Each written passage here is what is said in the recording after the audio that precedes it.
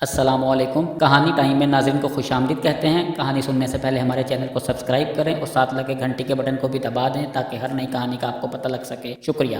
شروع کرتے ہیں آج کی کہانی۔ کہتے ہیں کہ ایک بادشاہ کی شادی کو عرصہ ہو گیا مگر گھر میں ولی عہد کی کمی ہی رہی، تو اس نے سلطنت کے کونے کونے سے اپنے اور اپنی ملکہ کے علاج معالجے کے لیے حکیم بلوائے۔ مقدر میں لکھا تھا اور اللہ نے ملکہ کی گود ہری کر دی۔ بیٹا پیدا ہوا تو بادشاہ کو یہ دیکھ کر چپ ہی لگ گئی کہ اس کے بیٹے میں ایک پیدائشی معذوری تھی اور وہ ایک کان کے ساتھ پیدا ہوا تھا۔ بادشاہ نے اپنے سارے وزیر بلوا بھیجے اور ان سے مشورہ کیا کہ اتنی بڑی سلطنت کی بھاگ دوڑ سنبھالنے کے لیے پیدا ہونے والا یہ ولی عہد جب اپنے آپ کو یوں معذور پائے گا تو احساس محرومی کا شکار ہو جائے گا۔ کس طرح اس کی اس خامی پر قابو پایا جائے؟ وزیروں نے مشورہ دیا، بادشاہ سلامت، یہ تو کوئی بات ہی نہیں، اعلان کروا دیجئے کہ آج سے جو بھی بچہ پیدا ہو اس کا ایک کان کاٹ لیا جائے۔ شہزادے کے سارے ہمجولی اور اس کے سامنے پلنے والی ساری نسل جب ایک کان والی ہوگی تو شہزادے کے دل میں کسی قسم کی محرومی کا احساس ہی نہیں ہوگا۔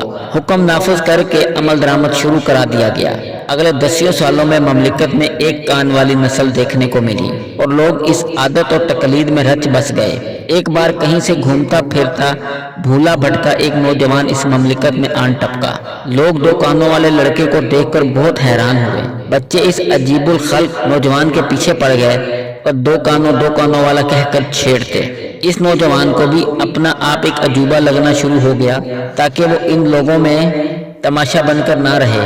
اس نے اپنا ایک کان ہی کٹوا لیا۔ کیا ایسا ممکن ہے کہ پوری کی پوری خلقت ہی ایسی عقلی معذوری بن جائے؟ جی، انسانی تاریخ میں ایسا ہزاروں بار ہو چکا ہے۔ لوگوں کو اس کج فہمی اور ٹیڑھی عقلی معذوری کی اصلاح کے لیے ہی تو اللہ سبحانہ و تعالیٰ بار بار اپنے نبی بھیجتے تھے۔ جیسے سیدنا ابراہیم علیہ السلام کی پوری قوم شرک کی معذوری کا شکار تھی۔ ایک اکیلا ابراہیم علیہ السلام ان میں اور ان کو بہت ہی عجیب دکھائی دیتا تھا۔ سیدنا لوط علیہ السلام کی پوری قوم فطرت کے مخالف سمت میں چلنے والی تھی۔ ایک اکیلا لوط علیہ السلام ان میں عجیب دکھائی دیتا تھا کیونکہ وہ ان جیسا کام نہیں کرتا تھا۔ سیدنا شعیب علیہ السلام کی پوری قوم سود اور چور بازاری میں ایسی مبتلا تھی کہ ان میں اکیلا شعیب علیہ السلام بہت ہی انوکھا نظر آتا تھا۔ دیکھیے، فقہ میں ایک بنیادی اصول یہ ہوتا ہے کہ سب لوگوں کا کسی ایک بات پر متفق ہو جانا اسے حلال نہیں بنا دیا کرتا۔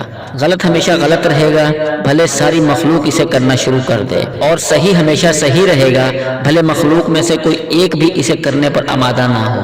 بات کان کٹوا لینے کی نہیں ہے۔ اگر تجھے یقین ہے کہ تو ٹھیک ہے تو پھر ان کو راضی کرنے کے لیے اپنے سچ سے نہ پھر۔ اگر وہ اپنے غلط پر شرمندہ نہیں ہے تو کاہے کو اپنے ٹھیک ہونے پر شرماتا ہے؟ وہ جو کہتے ہیں نا کہ سارے کے سارے لوگ ایسے کہتے ہیں، جب بھی قرآن میں سارے کے سارے لوگوں کا کبھی ذکر آیا ہے نا تو ان صفتوں کو بتاتے ہوئے آیا ہے کہ وہ تو عقل ہی نہیں رکھتے، وہ تو علم ہی نہیں رکھتے، وہ تو شکر ہی ادا نہیں کرتے۔